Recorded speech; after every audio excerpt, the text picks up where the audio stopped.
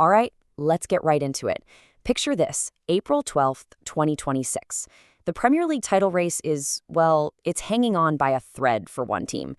Manchester City are heading to Stamford Bridge to take on Chelsea, and they absolutely know, that anything but a win could be the end of their championship dream.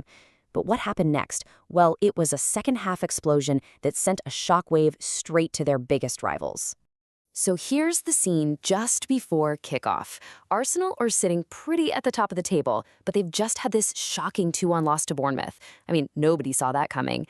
And suddenly, that loss cracks the door wide open for City. Yeah, they're 9 points behind, and this is the all-important part, they've got 2 games in hand. So the pressure? It's huge. But the opportunity? It's even bigger. And this is the sound echoing from the away end at Stamford Bridge. You gotta love it. The traveling City fans knew exactly what was on the line. This wasn't just about getting 3 points. No, this was about landing a psychological blow, sending a very loud, very clear message all the way back up to North London. Their mission was simple: go out there and take control. But for a good chunk of the game, it really looked like they might just stumble. This match was the definition of a game of 2 halves.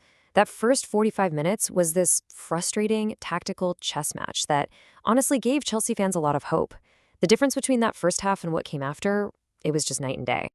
So in that first half, Chelsea's defense looked like a brick wall. They were organized, they were aggressive, they even had a Marc Cucurella goal chalked off for a super tight offside. City, on the other hand, looked kind of sloppy, really struggling to find a way through. But then, halftime.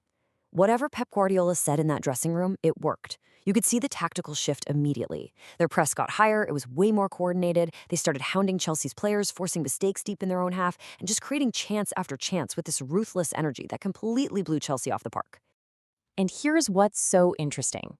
Even with the score at 0-0 in the first half, the signs were all there. The stats really tell the story of City's underlying control. I mean, 64% possession and a ridiculous 91% pass accuracy. They were just slowly, patiently squeezing the life out of the game, waiting for that perfect moment to pounce.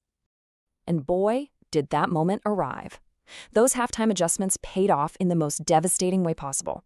The game was completely flipped on its head in one unbelievable, explosive 17-minute period that decided everything.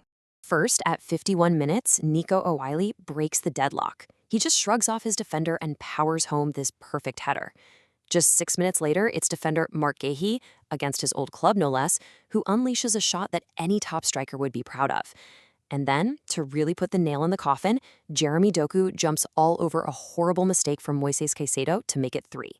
It was just a brutal, clinical, game-over blitz. So, you have to ask, who was behind this incredible turnaround? Look, it was a massive team effort, for sure, but there were a few key players who produced moments of pure genius that just shattered Chelsea's game plan and sealed this vital win.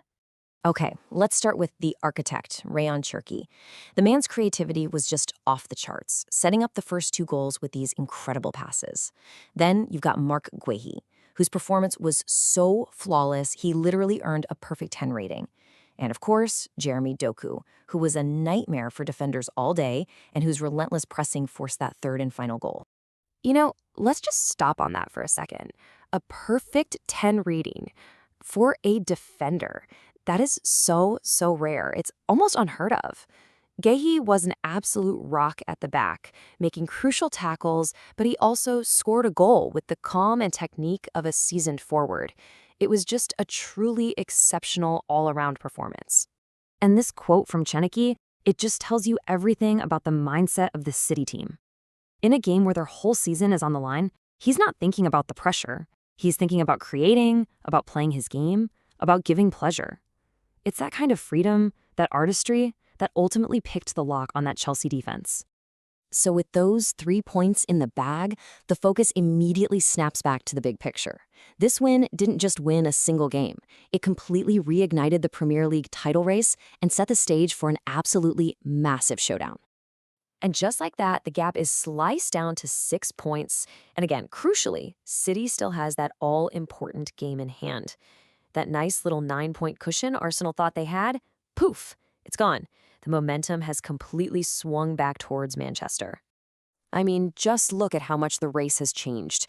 What looked like a comfortable stroll to the title for Arsenal a week ago is now a nail-biting, head-to-head sprint to the finish line. Everything is now going to come down to these last few weeks, especially that massive game between the two of them.